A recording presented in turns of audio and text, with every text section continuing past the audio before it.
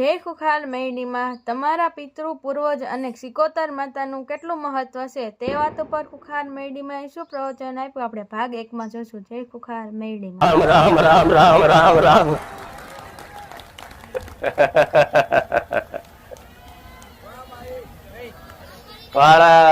આજ રવિવાર નહીં,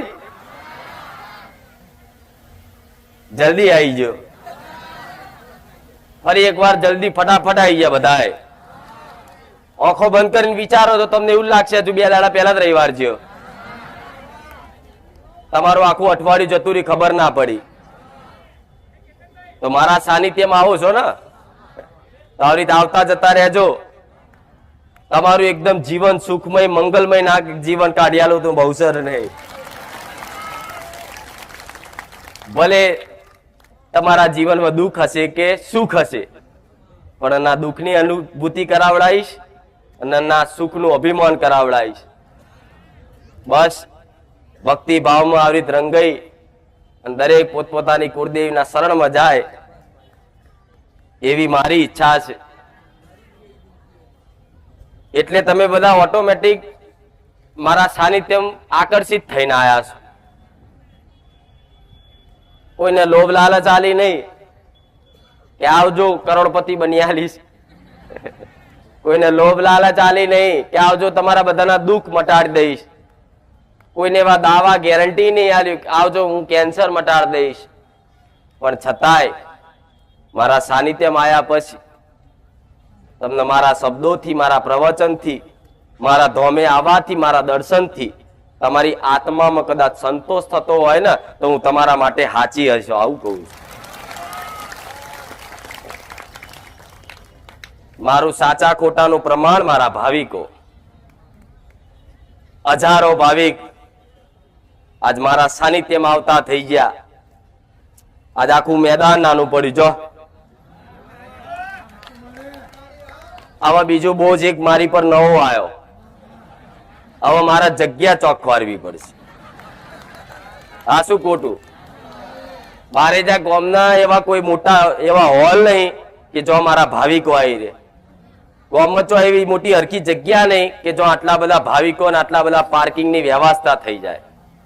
એટલે થોડી બારેજાથી 2 કિલોમીટર દૂર આવી હતી, પણ અહીં એનું એ જ થયું. જો ચારે બાજુ જો તો ખરા બેઠા છે એટલા, બહાર ઉભા છે એટલા, પેલી બાજુ ઉભા છે, ખૂણામાં ઉભા, અડધા છે પાર્કિંગમાં ઉભા છે, અડધા બહાર રોડ ઉપર છે, અને બહાર તો મેરો ભરસો.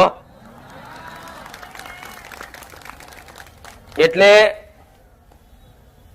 આ તાપમાં બેઠા છો ને, પણ મન નહીં ગમતું. નહીં લાગતો? જેટલા નહીં લાગતો ભલે.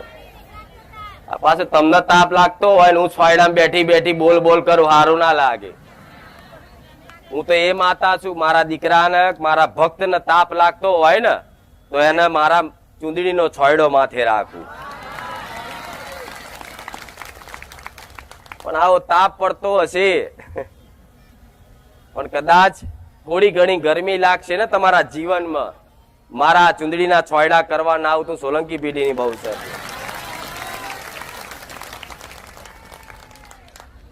માથે કદાચ મારા જેવી માતાનો ઓઢણા હોય ને તો ઓઢણાની આર પાર ભલે તમને બહુ ખતરનાક ભય લાગતો હોય, ડર લાગતો હોય કે હમણાં મારી પર વીજળી પડશે, હમણાં મારી પર વીજળી પડશે, પણ એ ઓઢણાની અંદર જે દીકરો, જે બાળ, જે મારો ભક્ત એ ઓઢણાની અંદરથી એ વીજળીને જોતો હોય કે હમણાં મારી પર પડશે, પણ એને એવો વિશ્વાસ હોય કે મારી માથે મારી માના ઓઢણા છે, કોઈની તાકાત નહીં મારો વાર આંખો કરવા.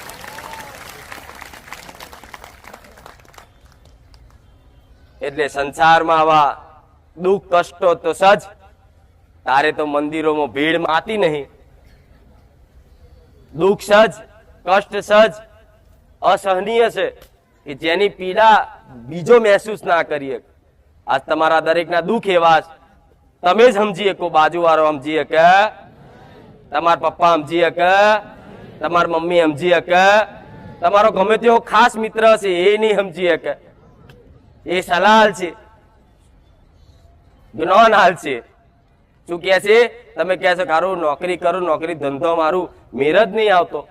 તો કે તું હકેથી નોકરી નહીં કરતો ને એટલે આ તો સવારમાં ઉઠીને મહેનત કરો તાર કદાચ તમને હરખો પગાર મળે. તો મારા દીકરાઓ એવા ગોડા નહીં, સવાર 7 વાગે ટિફિન લઈને જનારા છે. હું આવું કહું છું. બધાય મહેનતું છો, કરો છો ને મહેનત.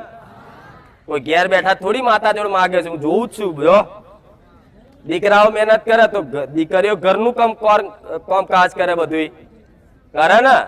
એમાં ચોરી રાખો છો? તો બસ તમે તમારું કર્તવ્ય કરો જ છો, પણ તમે તમારું કર્તવ્ય કર્યું છતાંય તમને ફળ નહીં દેખાતું. તમારી મહેનત કરીને થાક્યા બધાય. જો મહેનત કરીને ના થાક્યા હોત ને તો મારા સાનિધ્યમાં ના આવ્યા હોત. બધાએ મહેનત કરી લીધી, પોતાની બુદ્ધિ બળ બધું વાપરી લીધું, પૈસા કમાવા બધું કરવા, પણ છતાંય સફળતા ના મળી ને એટલે ભગવાન માતાજી હોભર્યા. યારું આટલું બધું કર્યું પણ અમને કઈ લાભ થતો. એટલે તમારી અંદર એવી શંકા થઈ કે યારું આટલી બધી મહેનત કરું છું, આટલો પગાર લાવું છું, જેવો પગાર આવતો નહીં એ પહેલા તો કદાચ બધું પાણીની જેમ વેડફાઈ જાય છે. દવાખાનામાં જતું રહે, કોઈ નુકસાન આવી જાય, કોઈ સાધન ખરાબી થઈ જાય, કોઈ નાનો એવો એક્સિડન્ટ થઈ જાય, કે ગમે તે કંઈક દાગીનો પડી જાય, પૈસા પડી જાય, બેંકમાંથી ઓટોમેટિક ખાતામાંથી કાઢી લે, આવું બધું બને છે ને. એટલે તમને એવું શંકા થતી કે આરું કોક હોવું જોઈએ. આટલું બધું કરીએ છીએ છતાંય આપણા ઘરમાં બસતું નહીં. આપણે મહેનત કરીએ છીએ, બધું કરીએ છીએ. એટલે ધીરે ધીરે જેમ જેમ સમયગાળો જાય, 2-5 વર્ષ 10 વર્ષ થાય ને એટલે માણસને વિચાર આવે અંદરથી એક ઓટોમેટિક કે આરું કંઈક નડતર હોવું. આવ્યો ને બધાને વિચાર? આરું કંઈક વાતે કંઈક નડતર હોવું. તો એ નડતર કદાચ તમને એવી શંકા થઈ કંઈક નડતર છે એટલે પહેલું તો તમે જો જ્યાં જ્યોતિષ બ્રાહ્મણ જોડે કે લો ને મહારાજ મારી આ કુંડલી જોવો ને, ભગવાને મારા લેખમાં શું લખ્યું છે ભવિષ્યમાં. આ તો હું બધું કરીને થાક્યો પણ મને તો સફળતા દેખાતી નહીં, સુખ દેખાતું નહીં. આ તકલીફો દાડે દાડે વધતી જાય છે. એટલે તમે ભવિષ્ય ચેક કરવા જ્યાં અને કોકના હાથે બતાવ્યો કે નહીં? કઈક દીકરા દીકરીઓ બધાએ કોઈ એવું કીધું કે હાથ જોવો તરત કે લો મારા નસીબમાં શું લખ્યું છે. મેં કર્યા, જેને જેવું બતાવ્યું એવું બધું કરી થાક્યા છતાંય સફળતા ના મળી. એટલે એક બારેજા ધોમની સોલંકી પેઢીની બહુચર માતાએ આશા જાગી. આવું બહુચર કહું. આ બધું કર્યું તમે તોય તમને સફળતા મળી. એટલે એક વિડીયોના માધ્યમથી બસ ફોન મચેડતા અચાનક અડધી રાતે મારું વિડીયો આવી ગયું. આ ચા માતાજી પાછા ચુંદડી વાળા નવા આયા કે છે. પછી કે આ બધું અત્યારે બધી નાટકો બધાએ ચાલુ કર્યા છે એવો પેલા વિચાર આવ્યો. પછી ધીરે ધીરે એક વિડીયો જોયું, પછી લાગ્યું સારું હોય ખરું આવું, આવા કળિયુગમાં આવા પરચા હોય ખરું. આ તો એમના ને એમના જ માણસો હોય, છી ખબર પડે. એમ કરીને જોતા બીજું વિડીયો જોયું, ત્રીજું વિડીયો જોયું. એમ કરતા કરતા તમારા ફોનમાં મારું ખાલી પ્રવચન આવી ગયું એક વખત. આ શું ખોટું? અને પ્રવચન આવી ગયું પછી પ્રવચન હોંભર્યા પછી તમને ઓટોમેટિક એવી તલબ ચડી, એવો ઉત્સાહ જાગ્યો, ચારે બારે જાઉં, આવતા રવિવાર જાઉં, આવતા રવિવાર જાઉં. એમ કરતા વિચારતા કંઈક ને મારા સાનિધ્યમાં આવવા માટે 6 મહિના લાગ્યા, કંઈક ને 8 મહિના લાગ્યા, કોકને વર્ષ લાગ્યું, કોઈને 2 વર્ષ લાગ્યું.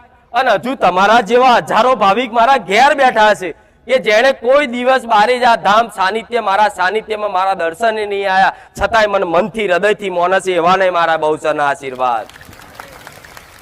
કે અંદર કંઈક ની કંઈક વાતે મજબૂરીઓ હોય છે. કદાચ પુરુષને તો મજબૂરીઓ ઓછી હોય પણ આવી સ્ત્રીઓ ને દીકરીઓને ખાસ મજબૂરીઓ હોય કે ઘરના આવવા ના દે, પતિ મોનતો ના હોય, સાસુ સસરા મોનતા ના હોય, આ બધું હોય કે નહીં?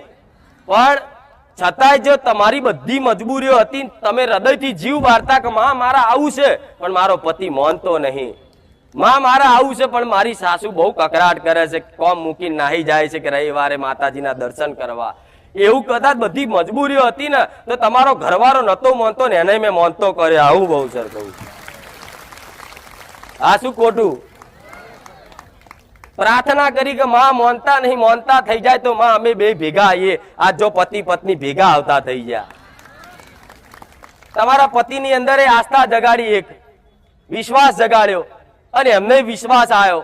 તારે ધીરે ધીરે કરતા કરતા જો મારા સાનિધ્યમાં બધાય નોનેથી મોડી મોટા વડીલ સુધી બધાય મારા સાનિધ્યમાં આવતા થયા કે નહીં, તો વિચારો. અને 18 નાત, એવું નહીં કે એક વર્ણ, 18 નાત, કોઈ નાત જાત મેં નહીં નાખી મારા સાનિધ્યમાં.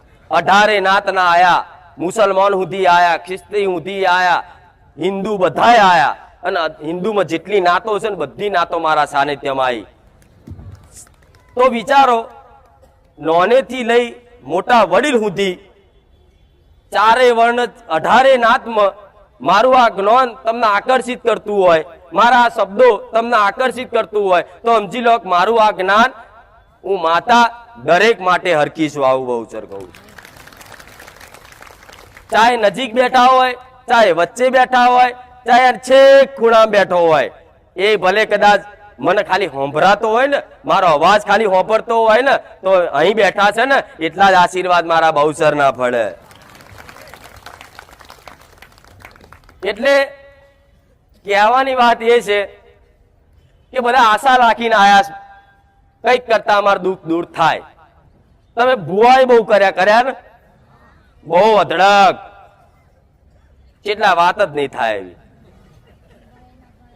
ગણે ના કેટલા બધા હજારો ક્યાં તો હજારો, 500 ક્યાં તો 500, અને બધાના મોઢે માં 500 ભુવા કર્યા. ભલે 500 ને 100 તો કર્યા જ હશે, અને 100 ને 10 તો કર્યા જ હશે, અને 10 ને 5 તો કર્યા જ હશે. પણ એ બધા ભુવા કરી કરી કરીને બધી જે તે વિધિઓ બતાવી, ઉપાય સમાધાન બતાવ્યા, બધું કરીને આયા. ફરી નવું મારી જોડે કઈક નવું જોણવા આયા. અમુક ખાલી જોણવા જ આવે છે કે લાવો જતા જઈએ, માતાજી શું કહે છે, કરવું ના કરવું આપણા હાથમાં છે. પણ ખાલી જોણવા આવતા હોય ને અને કરવું ના હોય ને તો મારા સાનિધ્યમાં આવતા નહીં. ઘેર બેઠા પ્રાર્થના કરજો, હું બહુચર રાજી રહી. મારે તો એવા ભક્તોની જરૂર છે, ખાલી હું બોલું ને કે આમ કદાચ જુઠ્ઠું બોલું ને તો એ મોની જાય, એનું કામ છે. જુઠ્ઠું તો હું બહુચર, મારો રામ મને બોલવા ના દે, પણ કદાચ જુઠ્ઠું બોલું અને છતાંય મોની જાય ને, એનું નામ અંધભક્ત કહેવાય. દુનિયાને કહેતી અંધશ્રદ્ધા, અંધશ્રદ્ધા, આ બધી અંધશ્રદ્ધા કહેવાય. તો હું એવું કહું છું, અંધશ્રદ્ધા હોય, આંખો તમારી બંધ હોય, આંખો બંધ કરીને જ તમે પ્રાર્થના કરી હોય ને, એ જ ભગવાન કે માતાજી હોંભરે છે. ખુલ્લી આંખે કદાચ તમે પ્રાર્થના કરી હોય તો લેખે નહીં લાગતી. તમે ચોક મંદિરે જાઓ, કોઈ પણ માતાજીના સાનિધ્યમાં જાઓ, તો તમે આગળ ઉભા રહો, દર્શન કરો ને, તો હાથ જોડો ને, તો ઓટોમેટિક આંખો બંધ થઈ જાય છે. થઈ જાય છે ને રામ, એ આંખો બંધ કરી અને તમે મનથી સ્મરણ કરો કે માં તું હજારોના દુઃખ દૂર કરે છે. માં અમે જોયું, વિડીયો જોયા, પરચા જોયા, બેઠકો જોઈ, માં કંઈકના મોઢે તારા વખાણ વાપર્યા, તો માં તું બધાનું કરસ તો મારું કર્યાલ ને. એ ખાલી આંખો બંધ કરી અને મનથી સ્મરણ કરે છે ને, તોથી જ એનો સંદેશો મારી સુધી પહોંચી જાય છે, પહોંચી જાય છે ને. તો તમારે આવી રીતે આંખો બંધ કરીને જ હેડવું પડશે. કેવું? હું એવું કહું છું કે મારી પર ઓધરો વિશ્વાસ હોય તો જ હું કામ ના કે ખુલ્લી આંખે વાળા, તર્ક વિતર્ક વાળા, પ્રમાણ વાળા આવે એના માટે હું બેકાર છું. એવું નહીં કે હું પ્રમાણ હાલી નાખું. કોઈ દુનિયાનો માણસ એવો આવી જાય અને કે તું માતાજી જબરી હોય તો મને આટલું પ્રમાણ હાલત હું મોનું, તો હું એને એવું કહું છું તારા મારા સાનિધ્યમાં આવવાની જરૂર નહીં, મારા કોઈ તારા પ્રમાણ હાલવાની જરૂર નહીં, મારા હજારો મોનવા વાળા છે. આજના માણસ આ રીતે પ્રમાણ માગે. તમે બધા તમારા ભુવા જોડે આવી રીતે જ પ્રમાણ માગ્યું હશે. હવા મહિનામાં ચોકથી આકસ્મિક લાભ થાય તો મોનું કે, મારા ખાતામાં અચાનક પૈસા પડી જાય તો મોનું. તો દેવી શક્તિ એવી ગોડી નહીં કે તમારી ચાવીઓથી ચાવીની જેમ ભરાઈ જાય, ભરાઈ જાય. તમે મન છેતરવા આવો અને આવું બોલીને કહેશે કોમ કરાવી લઉં, તો હું એવી ગોડી નહીં કોમ કરી લઉં તમારું. આ શું ખોટું? એટલે અને પ્રેમની ભાષાથી કોઈ પણ દેવી શક્તિ તમારી ઘરની હોય કે બહારની કોઈ તમે જેને માનતા હોય એ માતા હોય કે હું માતા હોય, ખાલી પ્રેમની ભાષા જ દેવ સમજે. તમે ચરબીથી કહો કે ખુખાર મેલડી મારું કામ કરી આલ, તો એમ કહો જા સોની મોની ઘેર. તારી દાસી નહીં, તારી નોકરાણી નહીં, તારું કામ કરે તું કેમ કરું? પણ પ્રેમથી કે હે માં, હે બારે જા વારી, બહુસરના ખાતાની, ઉગતા પહરની, રોમવારી, કુખાર મેલડી. ખાલી કોક મનથી આવા ધીમા ધીમા શબ્દોથી મન ભાવ આલે ને, એટલે અશક્યનું શક્ય બનાવી દઉં હું સોલંકી પેઢીની મેળવી. એટલે આવા વાંધરા રહેજો. કેવું ખુલ્લી આંખો રાખવાની છે, પણ તમારી શ્રદ્ધા વાંધરી રાખવાની. જેવી માં તારા પરચા જોઈ લીધા અમે, માં તારો અનુભવ કરી લીધો, માં તું તો સપને હળાહળ કળિયુગમાં આવા હળાહળ કળિયુગમાં સપને વાતો કરે, માં આવું સત્તો અમે જોઈ નહીં જોયું. આવો અનુભવ થયો ને, આવો વાંધરા થઈ જાઓ. તમે આંધળા થઈ જશો ને એટલે તમારે કોઈ બળ કરવાની જરૂર નહીં પડે.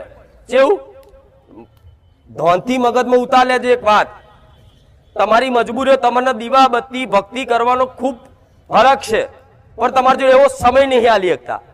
કોઈ નોકરી ધંધો કરે, કોઈ પોતાનો બિઝનેસ છે, ધંધો છે, કોઈ 4 દાડે ઘેર આવે, કોઈ ડ્રાઈવર છે, કોઈ ગાડી ચલાવે અઠવાડિયે ઘેર આવે, એટલે તમે એ ટાઈમ નહીં આલી શકતા દેવનો, જેમ કે તમે સંસારમાં છો.